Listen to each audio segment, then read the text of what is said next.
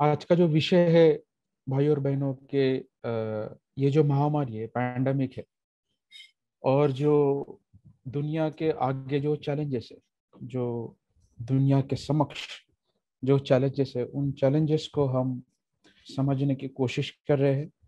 और Buddhist response बहुत ही सुंदर विषय है। मैं कोशिश करूंगा उस विषय को मद्देनजर रखते हुए, but at the same time उसी वक्त मैं यह भी कहना चाहूंगा कि आज आज के दिन का जो महत्व है, आज क्या हुआ था, और ये सभी आपको पता है।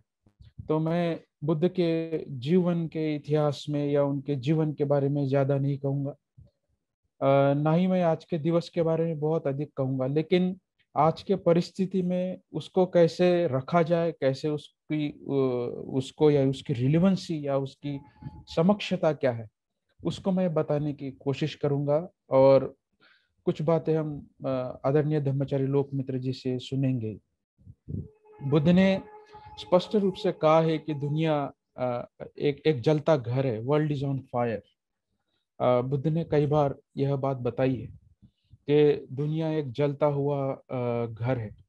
किस प्रकार से वो जलता हुआ घर है, क्यों घर है, अभी उसके जो बाह्य जो परिणाम है, बाह्य जो स्वरूप है, वो हम सब लोगों के समक्ष है। हमें दिख रहा है कि सही में ये दुनिया जल रही है।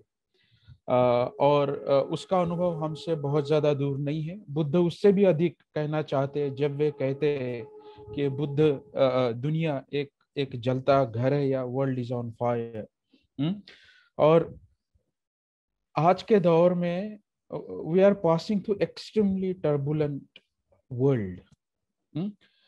आज की जो दुनिया है बहुत ही संभ्रम, और जिस प्रकार कोई नाव या जहाज हिल जाता है ना तूफानी समुंदर में, वैसे तूफानी समुंदर पर या ऐसे नैया पर या ऐसे जहाज पर ये दुनिया सवार है, ऐसा प्रतीत हो रहा है जो भी हम महसूस करते हैं।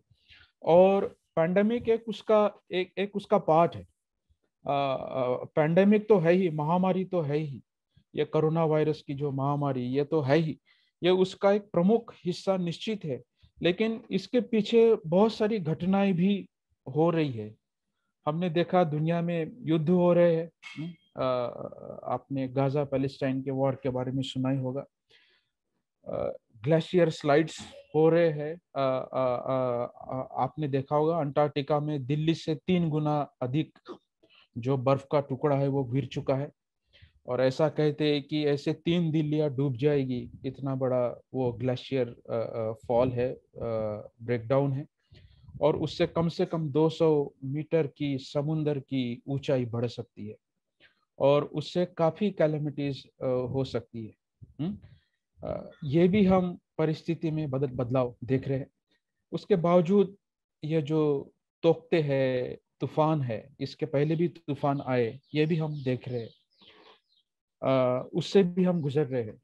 तो मुसीबतों के ऊपर मुसीबतें हम झेल रहे हैं या ये दुनिया देख रही है। और निश्चित रूप से इस महामारी में एक जो धार्मिक संभ्रमताएं जो है, धार्मिक जो अवधारणाएं हैं, या जो क्या कह सकते हैं कि जो रूढ़ी परंपरावाद जो छाया हुआ है, और उसके कारण भी जो समस्याएं इंसानियत के ऊपर आई है, वो भी कुछ कम नहीं है। और हम ये भी देखते हैं इस ओवरऑल व्यू से, अगर मैं बताऊं कि हर कैलेमिटीज में, it's not just pandemic, calamities. Calamities मतलब आपदाएं, जो जिसे उर्दू में या फारसी में कयामत कहते हैं, या फिर संस्कृत या प्राकृत में एक शब्द आता है प्रलय। ऐसे ऐसे मनस्थ परिस्थिति से यह दुनिया गुजर रही है।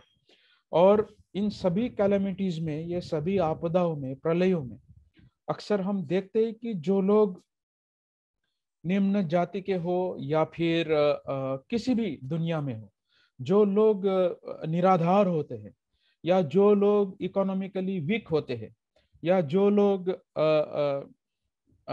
रेस या कास्ट या वंश या जाति से या इवन लिंग से, जेंडर से जो कमजोर समझे गए हैं, वो सबसे ज्यादा इसमें सफर होते हैं, वो युद्ध हो या तूफानें हो या फिर बाढ़ हो या फिर महामारियां हो। यह दृष्टिकोण हमें स्पष्ट है। तो ये कैलामिटी केवल केवल महामारी की नहीं है, ये आपदाएं पूरे इंसानियत के ऊपर और दुनिया के ऊपर आई है, ऐसा हम कह सकते हैं। और ये बात सत्य है। ये आपके और मेरे अनुभवों से, भारत के या भारत के अन्य देशों के अनुभवों से बहुत ज्यादा दूर नहीं है। लेकिन होता क्या है, कोई भी समस्या जब आती है उसमें दो दो पॉसिबिलिटीज निर्माण होती है, दो संभावनाएं निर्माण होती है। वो कौन सी संभावनाएं हैं? या तो आप समस्या के अधीन हो जाओ, या समस्या का पार्ट बन जाओ, या फिर उस समस्या से ऊपर उठ जाओ। ये दो ही पर्याय हमारे सामने होते। या तो आप उस समस्या में पार्टिसिपेट करो, दो जो लोग लड़ रहे थे, या तो इधर से लड़ो या इधर से लड़ो, ऐसा करो, या फिर समस्या के ऊपर उठने की कोशिश करो। ये दो ही पर्याय किसी भी गंभीर समस्या में होते हैं। ये पर्सनल प्रॉब्लम की बात नहीं कर रहा हूँ, पर्सनल प्रॉब्लम में भी ये उतना ही लागू है, लेकिन उसके साथ साथ सारी दुनिया में जब मैं समस्या कह रहा हूँ, अभी इसने एक एक कैसे कह सकता हूँ मैं, एक भयानक रूप ले लिया है। यह केवल महामारी की समस्या या ऐसा नहीं है, पूरी दुनिया एक भयानक समस्या के रूप में अभी उभर के आ गई है। इसके आगे क्या होगा, क्या दुनिया हमारी होगी, इसके बारे में हम अभी कुछ ठोस ऐसे मत नहीं बना सकते। वो महामारी हो या फिर ग्लेशियर्स हो या फिर वॉर्स, या फिर डिस्क्रिमिनेशन हो या डोगमेटिज्म, इन सब का कौन सा रूप बाहर आएगा, किस प्रकार से बाहर आएगा, हम यह कह नहीं सकते। लेकिन अक्सर इस समस्या से ऊपर उठने के लिए हमारे पास एक स्टैंडर्ड मॉडल है। हमारे पास मतलब दुनिया के आगे, हमारे मतलब मैं विशिष्ट कम्युनिटी की बात नहीं कर रहा हूँ, दुनिया के आगे एक स्टैंडर्ड मॉडल है, एक रूप। दुनिया, उस रूप से ही दुनिया समस्याओं के निराकरण को या उसके समाधान को समझने की कोशिश करती है। और वो क्या है कि वो मॉडल ये है, वो एक फेथ का मॉडल है, श्रद्धा का। श्रद्धा मतलब बौद्ध दृष्टिकोण से श्रद्धा नहीं कह रहा हूँ, बिलीफ सिस्टम, आपकी मान्यताओं का एक मॉडल है। वो मॉडल क्या है कि यहाँ पे कोई निर्माता है, कोई करता है, और वो करता ये सारी समस्याओं को निर्माण करता है, क्योंकि दुनिया ने बहुत बड़ा पाप किया है, दुनिया ने एक बहुत बड़ा सीन किया है, कुछ तो भी गलत हुआ है दुनिया में, कर्म बहुत गलत हो गए हैं। इसलिए ये जो निर्माता है ये उसकी पनिशमेंट्स कर रहा है, ये उसको तकलीफ दे रहा है। और वो किस प्रकार से आती है, वहां पे एक निर्माता है, सृष्टिकर्ता है, और उस सृष्टिकर्ता के कुछ द्योतक है, या तो उसके पुत्र है, सन है, या फिर उसके इनकारनेशन है, या उसका एक मॉडल है, उसका कोई तो भी दूत है, या कोई अवतार लेता है।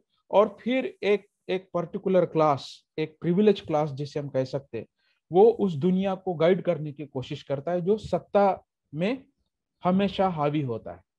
ये एक स्टैंडर्ड मॉडल दुनिया के आगे सभी कैलेमिटीज में, सभी प्रलयों में हुआ है।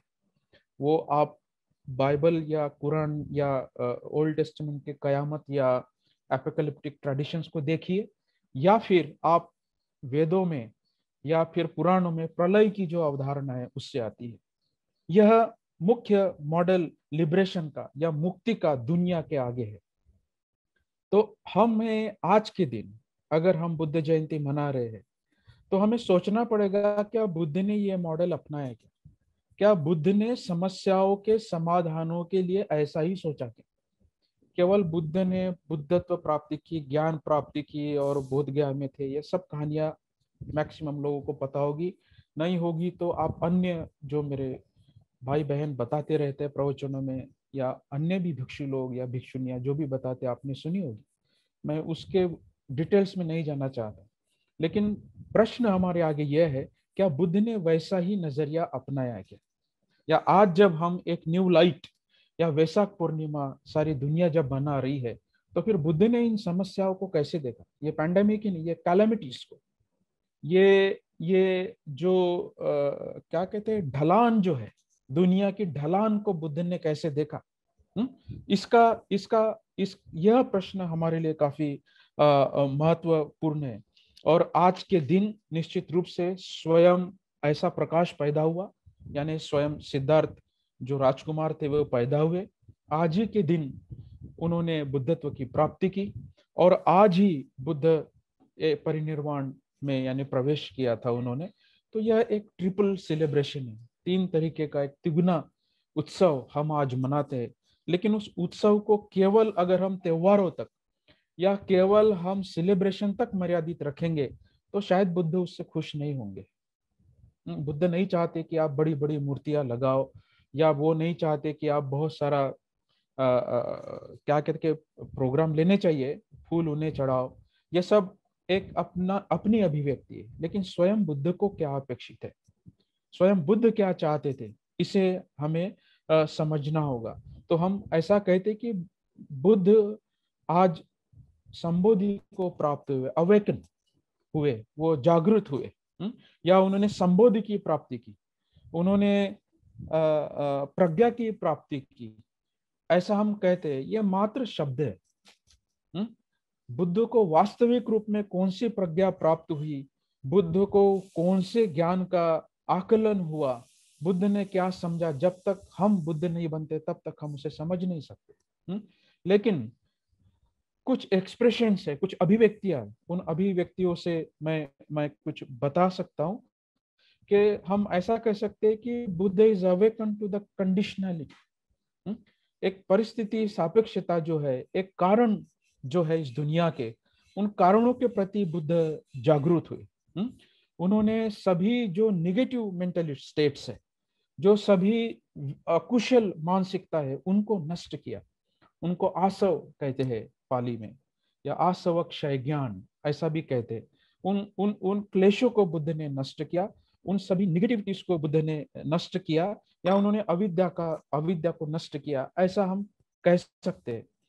और जब बुद्ध ने बुद्धत्व की आज प्राप्ति की, यानी आज सुबह पहले प्रहर में 3:30 4 से 6 बजे के आसपास, जब वो शुक्र तारा जब वो निकलता है, जैसे उसमें लाइट आता है अंधेरे में, ऐसा एक लाइट का उदाहरण, या क्या कहते हैं उसको, मेटाफर को क्या कहते हैं, एक एक अलंकृत ऐसा एक रूपक रूपक योजा जाता है, बताया जाता है कि जिस प्रकार उस अंधेरे से तारा निकलता है, वैसे ही बुद्ध के मन में एक प्रकाश, या ऐसी एक ज्ञान का प्रकाश, प्रकाश मतलब कोई पर्टिकुलर लाइट नहीं, ज्ञान का प्रकाश, प्रज्ञा का प्रकाश बुद्ध के मन में आया, ऐसा हम कहते हैं। और उसको बुद्ध ने 3 स्तर पर उसका अवलोकन किया, उसे सिंहावलोकन कहते हैं। जैसे शेर मुड़ के देखता है ना, तो बहुत गंभीर और बहुत ही यानी पूरे सर को पूरे अपने इसको घुमाकर, या हाथी जिस प्रकार चलता है उस प्रकार पूर्ण गंभीरता से बुद्ध ने इसका अवलोकन किया। तो यह हम 2 स्तर पर समझ सकते हैं, निगेटिव और पॉजिटिव। निगेटिव क्या है, निगेटिव इसका मतलब नष्ट करना, जो आसव है उनको नष्ट करना, उनको संपूर्णतः मिटा देना, यह उसका निगेटिव एक्सप्रेशन है। निगेटिव मतलब नकारार्थी नहीं, जहां न आता है उसको हम पानाति पाता वेरमणि, ऐसा नहीं करना। उस प्रकार से मैं कह रहा हूँ, हिंसा नहीं करना। उस सेंस से एक निगेटिव एस्पेक्ट से हम उसको समझ सकते हैं। वो क्या है, बुद्ध ने जब पहला अवलोकन किया, उस पहले अवलोकन ने बुद्ध ने सभी कंडीशनलिटी को, सभी परिस्थितियों को गहराई से देखा। ऐसा कहते हैं, यानी पारंपरिक रूप से। और इसको मिथक नहीं समझना है, उसको सुपरस्टिशन नहीं समझना है। जैसे सुमेध बोधिसत्व महामाया के गर्भ में उन्होंने यानी गर्भ धारण किया था, फिर सिद्धार्थ हुए और बुद्ध हुए, ये एक प्रक्रिया थी। इसके प्रमाण हमें मिलते हैं। उसी प्रकार बुद्ध ने उससे भी पहले सभी अपने कंडीशनलिटी को, सभी अपने संस्कारों को देखा, और उन्होंने उन सभी परिस्थितियों को नष्ट किया जो दुख देती है। ये इंपॉर्टेंट है, जो दुख देती है। दुख जाति पुनः पुनः, ऐसा हम कहते हैं। अनेक जाति संसारं संदाभिसं अनिर्भिसं, कई जन्मों से मैं इस दुख के चक्र से गुजर रहा था, और मैंने उस चक्र को नष्ट किया, मैंने उस परिस्थितियों को नष्ट किया जो मुझे दुख में डालती है। ये इंपॉर्टेंट है। उसका सिम्टम क्या है, दुख है। उसका इंडिकेटर क्या है? सफरिंग है। उसको मैंने नष्ट किया। और वो बुद्ध ने देखा। सेकंड वॉच मतलब दूसरे अवलोकन में बुद्ध ने देखा कि ये मेरे साथ ही नहीं हुआ है। ये मैं दूसरा पॉइंट बता रहा हूं, ये मेरे साथ ही नहीं हुआ है, सभी प्राणियों के साथ, ऑल सेंटिएंट बीइंग्स, मनुष्य या और भी जो लोग हैं, उन सब लोगों में ऐसा दुख मंडरा रहा है। ऐसे दुख के काले घने बादल छाए हुए, ये बुद्ध ने देखा। वो केवल उनकी ही परिस्थिति नहीं थी। जब वे मुक्त हुए तो उन्होंने अन्य जब प्राणियों को देखा, लोगों को देखा, इंसानियत को देखा, तो उन्होंने देखा कि सभी लोग इस दुख से गुजर रहे, सभी लोग इस दुख के यानी शिकार है, इस परिस्थिति के शिकार है। यह बुद्ध ने देखा। वो वैयक्तिक हो या वस्तुनिष्ठ हो। वैयक्तिक मतलब मैं क्यों दुखी हूं, मैं क्यों सफर हो रहा, मुझे क्यों ये तकलीफ हो रही है, ये बुद्ध ने समझा। और यही ये सब्जेक्टिव हुआ, ये व्यक्तिनिष्ठ हुआ। वस्तुनिष्ठ क्या है? ये दुनिया में भी हो रहा है। जैसे मैंने अभी ग्लेशियर की बात बताई, अब किसी किसी शैतान ने उसको दबाकर समुद्र में नहीं ढकेला, तो प्रलय को हम ऊपर वाले ने करवाया है, ऐसा अगर जो लोग समझते हैं, वो मिथ्या दृष्टिकोण है, वो गलत बात है। या कोरोना महामारी कर्म आए हैं और यहाँ पे कलयुग छा रहा है, इसीलिए फिर ये कोरोना आ गया है क्योंकि ईश्वर इसकी पनिशमेंट ह्यूमैनिटी को दे रहा है, यह समझना गलत है। बुद्ध, इसलिए मैंने पहले ही बताया कि बुद्ध ने इन समस्याओं को देखा कैसे। तो वस्तुनिष्ठ स्तर पर भी बुद्ध ने इसको उसे परिस्थिति सापेक्ष समझा। इसका कोई निर्माता नहीं है, यह समझा। मैंने इसलिए पहले ही मॉडल बताया, इसका कोई निर्माता नहीं है, यह कोई परिस्थिति निर्माण करके किसी ने ये दिया नहीं, यह हमें समझना है। यह भी कंडीशन है, यह परिस्थिति है। अगर कुछ लोग जानकारी बरतते, ऐसा नहीं होता, या हम हवा तापमान को नहीं बढ़ाते, हम अधिक भौतिकवादी या उपभोक्तावाद में नहीं जाते, या हम अगर अपने आप को श्रेष्ठ नहीं समझते, तो शायद ये कैलामिटीज नहीं आती, शायद ये आपदाएं नहीं आती। ये भी परिस्थिति सापेक्ष है। और तीसरी बात जो बुद्ध ने समझी, वो समूचे क्लेशों की नष्टता। एक डीप जो रूटेड टेंडेंसीज हम कह सकते हैं, जो आलय है, जो जो हमारी गहरी परिस्थिति की जो संस्कारिकता है, उसको बुद्ध ने नष्ट किया। आज के दिन ये बातें सुनना आवश्यक है, केवल मनाना पर्याप्त नहीं है। इसको समझना आवश्यक है, तभी शायद वैशाख पूर्णिमा का अर्थ होगा। यह समझना आवश्यक है। बुद्ध ने इन सभी आश्रवों को, सभी क्लेशों को, सभी निगेटिव मेंटालिटी को खत्म किया, नष्ट किया, जो कई जन्मों से चलती आ रही थी। तन्नानंग खाया मज्जगा, तृष्णा का क्षय मैंने हासिल कर लिया है, यह बुद्ध ने बोला। उस सेंट्रल जो उसकी प्रॉब्लम है, जड़ है, उसको ही मैंने खत्म कर दिया, यह बुद्ध ने बोला। कि जो लोग अपने दृष्टियों से समझ नहीं पा रहे थे, एक मिथ्या दृष्टिकोण से समझ नहीं पा रहे थे, वो कहते थे कि आत्मा है और परमेश्वर है, ईश्वर है। बुद्ध के पश्चात जब क्रिश्चियनिटी आई, इस्लाम आया, जुडाइज्म आया, जोरास्ट्रियनिज्म आया, ताओइज्म आया, कन्फ्यूशियस आया, सभी धर्मों में कहीं ना कहीं यह मान्यता है ऐसी थी कि कुछ ना कुछ कहीं ना कहीं से गड़बड़ हुआ है जो हम नहीं समझ पा रहे। यही बात बुद्ध ने समझी। यह यह बुद्ध ने देखा और चीजों के सत्य अस्तित्व को, चीजें जैसी है वैसी उन्होंने देखी। यह प्रज्ञा है, ऐसा हम कह सकते हैं। मेरे भी अभिव्यक्ति के लिमिटेशन है, मैं भी ये बता नहीं सकता हूँ, ना ही हम उसे पूर्णतः समझ सकते हैं। हम उसकी चेष्टा मात्र कर सकते हैं, प्रयास मात्र कर सकते हैं। ये निगेटिव एस्पेक्ट ऑफ एनलाइटनमेंट है, मतलब क्या उन्होंने नष्ट किया इस दृष्टिकोण से। लेकिन उसका पॉजिटिव एस्पेक्ट भी है। उसका पॉजिटिव परिणाम क्या हुआ, ये भी परिस्थिति सापेक्षता। उसका पॉजिटिव एस्पेक्ट क्या है? अगर मैंने जब अपने स्व को ही खत्म कर दिया, जब मैंने अपने पूरे अस्तित्व को ही समझ लिया, तो मेरे में अनबाउंड, अनकंडीशन क्रिएटिविटी का फ्लो निर्माण हो गया। एक एक चिरंतर बहने वाली सक्रियता, अनबाउंडेड लव, कंपैशन, एक करुणा जो स्पॉन्टेनियस है, जिसके बारे में मुझे सोचना नहीं पड़ता कि ये दलित है तो मैं इसको मदद करूं, ये मुसलमान है तो मैं इसके बारे में क्या सोचूं, ये ईसाई है तो मैं इसके बारे में क्या सोचूं, इस कम्युनिटी के ऊपर आपदा आई तो मैं क्या सोचूं। ऐसा बुद्ध नहीं सोचते, क्योंकि वो उस प्रकार से कोई निर्मित चीज के ऊपर विश्वास नहीं रखते। वो समझते हैं कि ये भी एक परिस्थिति है, जहां है वहीं पे आप रहो, ये बुद्ध ने नहीं कहा। बनते संरक्षित उसे इथनिक रिलीजन कहते हैं कि आप क्रिश्चियन हो तो क्रिश्चियन ही रहना है, मुसलमान हो तो मुसलमान ही रहना है, आप बौद्ध हो तो बौद्ध ही रहना है। ये भी है, आप अगर जुडाइस ज्यूइश हो तो आप ज्यूइश ही रहना, चॉइस नहीं है। बुद्ध ने ऐसा नहीं कहा। बुद्ध ने बुद्धिज्म ऐसा शब्द भी इस्तेमाल नहीं किया। उन्होंने धम्म बताया, उन्होंने सत्यता बताई, और उसके प्रति आप अगर सजग हो जाओगे तो ये सभी धारणाएं जो हमने निर्माण की है उसको आप नष्ट करोगे। और तब आप ज्यूइश हो, इस्लाम हो, क्रिश्चियनिटी हो, अनटचेबल्स हो, ब्राह्मण हो, स्त्री हो, पुरुष, उन सबके लिए आपका करुणा, आपका जो प्यार है वो बहेगा। That is what Buddha broke through the new ground. वहां पे बुद्ध ने एक नया प्रकाश, नई दृष्टि, इसलिए सम्यक संबुद्ध हम कहते हैं ना उनको।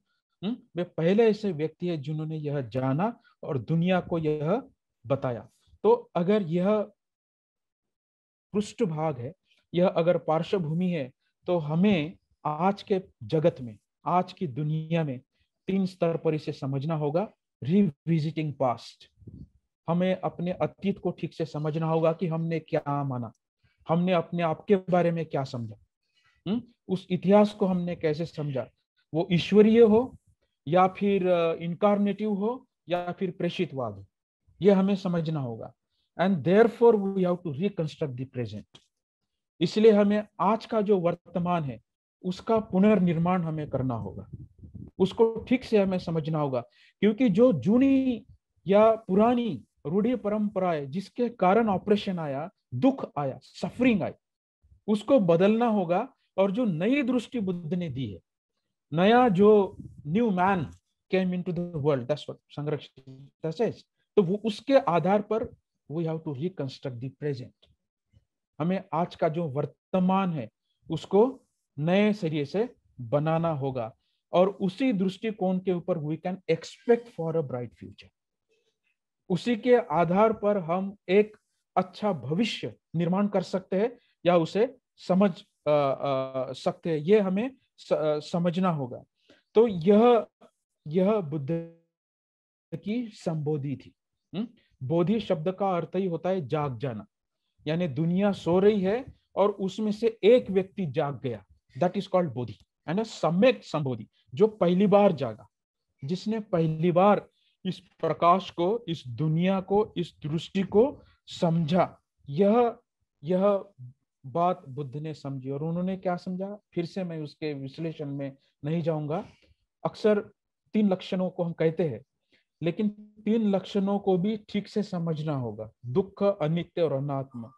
दुख उसका पैरामीटर नहीं है, दुख उसका आउटकम, दुख उसका इफेक्ट है, उसका सिम्टम है, उसका इंडिकेटर है। लेकिन मूल प्रॉब्लम कहाँ है? चीजें अनात्म है, चीजों में कोई सब्सटेंस नहीं है, चीजों में ऐसा कोई निर्माण करने वाला नहीं है जिसने उस सब्सटेंस को निर्माण किया, या इस पैंडेमिक को निर्माण किया, या कॉस्मोस को निर्माण किया, या फिर दुनिया को निर्माण किया। ऐसा ओरिजिनेटर नहीं है, ऐसा क्रिएटर नहीं है उस आत्मवाद का। वो अनात्म है, और वो अनात्म है, उसमें कोई फिक्सिटी नहीं है, इसीलिए चीजें बदल सकती है, इसलिए अनित्य है। और अनित्यता को हम नहीं समझे, that is the central point. Even Baba Saheb says this. दुख तो उसका एक आउटकम है, क्योंकि आप ऐसे चीज से प्यार कर बैठे हो जो बदल रही है। आपने उस ईश्वर को या उस निर्माणकर्ता को पकड़ लिया है जिसका अनुभव आपको कभी हो ही नहीं रहा है, तो फिर आपको दुख हो गए। तो तीसरा लक्षण जो दुख है वो उसका मात्र अभिव्यक्ति है, ये 2 प्रॉब्लम के कारण। तो बुद्ध उस पार्ट का प्रॉब्लम नहीं बनते। अभी आई बात समझ में? Buddha doesn't become the part of the problem, he goes above to the problem. वो बुद्ध के जीवन में अगर आप देखोगे तो कोलियो और शाक्यों के संघर्ष में भी बुद्ध ने युद्ध को नकारा। That is going about the problem, not becoming a part of the problem. समस्या का हिस्सा नहीं बनना, ये हमें आज समझना होगा। तो इस प्रकार से बुद्ध बोधि को प्राप्त होते हैं। उस जो हट धर्मी नींद कहते हैं, dogmatic slumber, that is a English expression, but हट धर्मी मतलब ऐसा ही है और ऐसा ही मैं हट करता हूं। उस नींद से वो जाग गए कि ऐसा नहीं है। वहां से बुद्ध जागे। और यह बाबा साहब ने बुद्धिस्ट धम्मा में भली बात ही समझाया है। बाबा साहब कहते केवल 2 वाक्य मैं बताऊंगा और मैं अंततः एक पॉइंट बोल के मैं मेरी बात खत्म करूंगा। यह 2 वाक्य क्या है? बाबा साहब कहते कि अगर संस्थापक को संस्थापक का धर्म रटाने की अगर बात है तो फिर वो धर्म कैसे हुआ? मुझे मानना पड़ता है कि इस धर्म के संस्थापक ये है और उसी को मुझे मानना है, इसको रटने की आवश्यकता नहीं है। वो प्रेषितवाद कहलाएगा। प्रेषितवाद मतलब कोई आएगा और मेरी मुक्ति करेगा, कोई इनकारनेशन या कोई एंजल आएगा और मेरी मुक्ति करेगा, ये या कोई अवतार आएगा। इसलिए बुद्ध को विष्णु का अवतार बना दिया। ये प्रलय को कोऑप्ट करने की या बुद्धिज्म को अपभ्रंश में डालने की साजिश है, या ऐसा प्रयास यहाँ के जो प्रतिक्रांति काउंटर रिवोल्यूशनरी जो फोर्सेस है उन्होंने करने की कोशिश की, वो वैसा नहीं हो सकती। आज बहुत सारे प्रोग्राम बन रहे होंगे दुनिया में, बहुत सारे संस्थानें मना रही होगी, लेकिन कम से कम एक सच्चे बौद्ध होने के नाते इसे हमें समझना है। तो वो हट धर्मिता नहीं है। इसलिए बाबा साहब कहते हैं कि बुद्ध ने अपने धम्म में खुद का स्थान कुछ नहीं रखा। उन्होंने ये नहीं किया कि मैंने फाउंड किया है बुद्धिज्म को। उन्होंने क्या कहा? आज के दिन की अभिव्यक्ति क्या थी बुद्ध की? कि जंगल में कोई भटका हुआ आदमी अचानक किसी शहर को पाल लेता है, अचानक किसी पैलेस में चला जाता है, ऐसे किसी ब्राइट सुखावती में या शहर में चला जाता है जहां मुझसे पहले भी ऐसे कई लोग हुए हैं जिन्होंने ऐसे संबोधि की प्राप्ति की है। यस धम्मो सनातन, ऐसे धर्म को मैंने खोजा है, इसका मैंने धम्म चक्र परिवर्तन किया है, यह बुद्ध ने बोला है। तो इसलिए बुद्ध ने अपना स्थान कुछ नहीं रखा, वो प्रेषितवाद नहीं है। और कुछ लोगों की अगर धर्म को संरक्षण, ये दूसरा पॉइंट है, कुछ लोगों को अगर धर्म संरक्षण करने की आवश्यकता है तो वो फिर पुरोहितवाद कहलाएगा। क्योंकि कुछ प्रिविलेज लोग चाहिए जो उस इनकारनेशन को या उस संस्थापक की रक्षा करे। यानी मंदिरों में एक विशिष्ट वर्ग होगा जो भगवान की रक्षा करेगा, मस्जिदों में एक विशिष्ट वर्ग होगा जो उस दरगाह की रक्षा करेगा, या फिर ईसाइयों में, क्रिश्चियनों में ऐसा एक प्रीस्टहुड होगा जो उस चर्च की रक्षा करेगा। तो वो पुरोहितवाद कहलाएगा और वो फिर अन्य लोगों के साथ न्याय करेगा ही, भगवान के नाम पर या ईश्वर के नाम पर जरूरी नहीं है। इसलिए बाबा साहब ने उसको भी नकारा। इवन स्वयं बुद्ध ने बोला कि भिक्षु पुरोहितवाद नहीं है, प्रीचर होना प्रीस्टहुड नहीं, वो केवल अवेकनिंग को उजागर करता है। ये जो हट धर्मी नींद को उजागर करता है उसको तोड़ने के प्रयास में लगा हुआ, ये है बुद्ध की संबोधि। वो हमें समझना है। इसलिए इस प्रकार से निर्माता का कोई स्थान नहीं। मेरा आखिरी पॉइंट यह है आज के वैशाख के दिन में जो आप सब लोगों को बताना चाहता हूँ, बुद्ध कौन है, बुद्ध ने क्या किया, बुद्ध कब पैदा हुए, उनकी संबोधि का अर्थ क्या है, यह सब ठीक है, यह सब हम जानते हैं और बुद्ध ने उसकी प्राप्ति कर ली, बुद्ध ने अपना काम किया। But when we think about who is the Buddha, where was he born, how he became the Buddha, that question is not for him, that question is for us. वो जो प्रश्न है वो बुद्ध के लिए नहीं है, क्योंकि बुद्ध ने अपना स्थान नहीं रखा। उन्होंने मार्ग जब दिया तो वो क्या कहते हैं, आओ, ही इनवाइट्स अस, आओ और मेरे अनुभव में सम्मिलित हो। इसीलिए मैं ये धर्म तुम्हें दे रहा हूं, इसीलिए मैंने ये संबोधि का जो अनुभव है आप लोगों को बताने की कोशिश की है। तो कौन उनके दिमाग में थे जब उन्होंने धम्म बताया? आप सब लोग, मैं उनके दिमाग में था।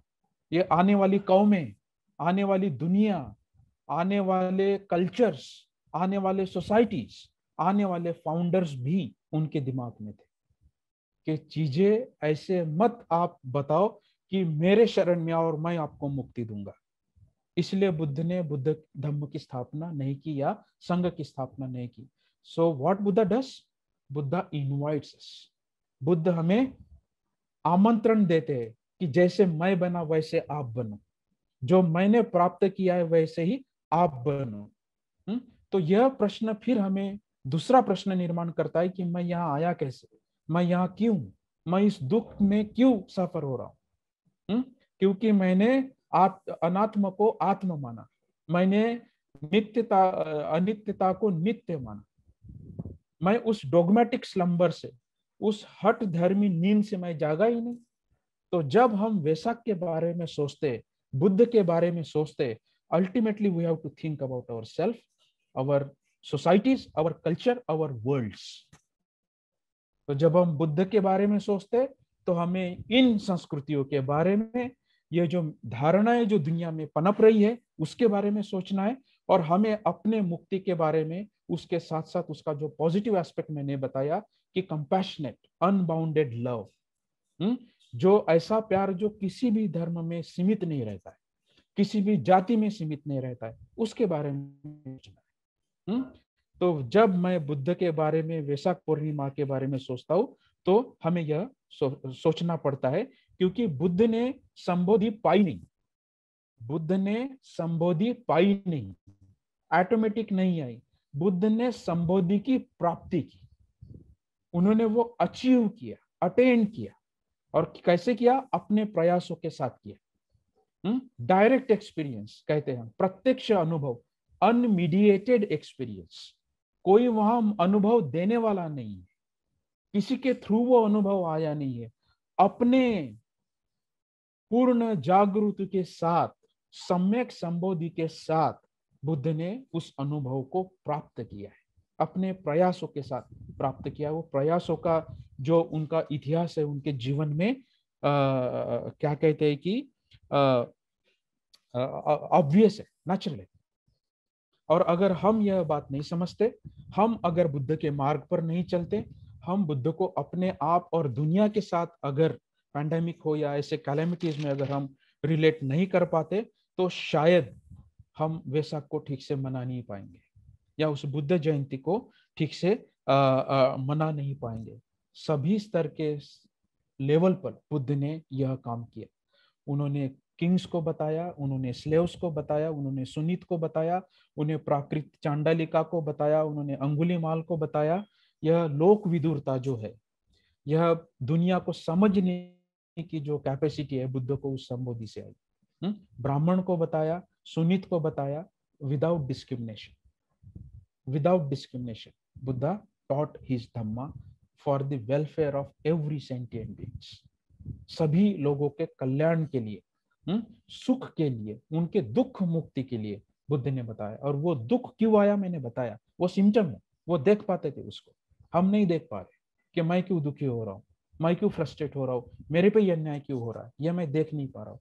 उस पोटेंशियल को बुद्ध ने हमको कम्युनिकेट किया है, बताने की कोशिश की है।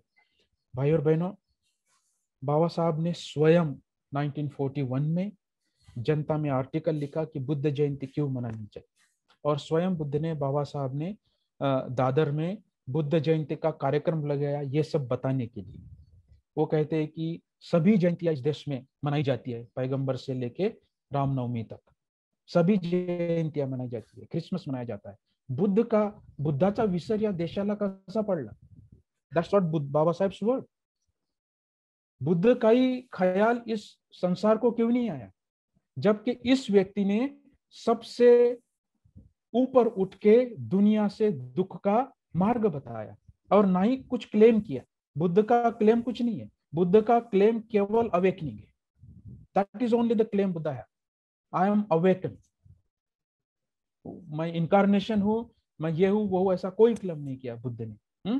That is the claim Buddha has, the suffering and end of it, the cessation of it, उसको अंत करने का ये बताया। तो फिर हमें समझना चाहिए कि इस तरीके से जब बुद्ध दुनिया का मार्ग बताए तो ही बिकम्स अ रिवोल्यूशनरी। इस तरीके से बुद्ध एक क्रांतिकारक कदम बुद्ध ने इंसानियत के इतिहास में आज ही के दिन पैदा हुआ, आज ही के दिन उठाया। ये हमें समझना होगा। और बाबा साहब दूसरी बात बताते हैं, lot of religion spread on the by force. वो क्रिश्चियनिटी हो, इस्लाम हो, इवन हिंदू धर्म भी क्यों ना हो, वो फोर्स के कारण ऐसा ही करना है, वो हट धर्मीता के कारण ही स्प्रेड हुआ है। Buddhism is only a religion which was spread on the basis of its virtue qualities. Afghan, Greece तक, श्रीलंका तक, बर्मा तक, इधर जहां कहीं भी जाओ, अशोक का साम्राज्य देख लो, उनके गुणों के आधार पर बौद्ध धर्म प्रसारित हुआ या लोगों तक वो पहुंचा। यह हमें समझना होगा।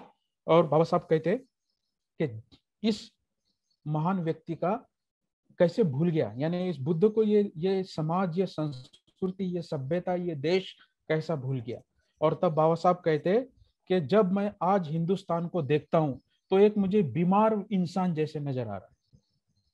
यानी वो मराठी में लिखा है, मैं अंततः मैं पढ़ नहीं पाऊंगा, लेकिन मैं डायरेक्ट ट्रांसलेशन करके आपको बता सकता हूँ। वो कहते हैं कि जब भी मैं इस दुनिया को देखता हूँ, हिंदुस्तान को जब देखता हूँ, तो वो मुझे एक रोगी मनुष्य के जैसे नजर आता है।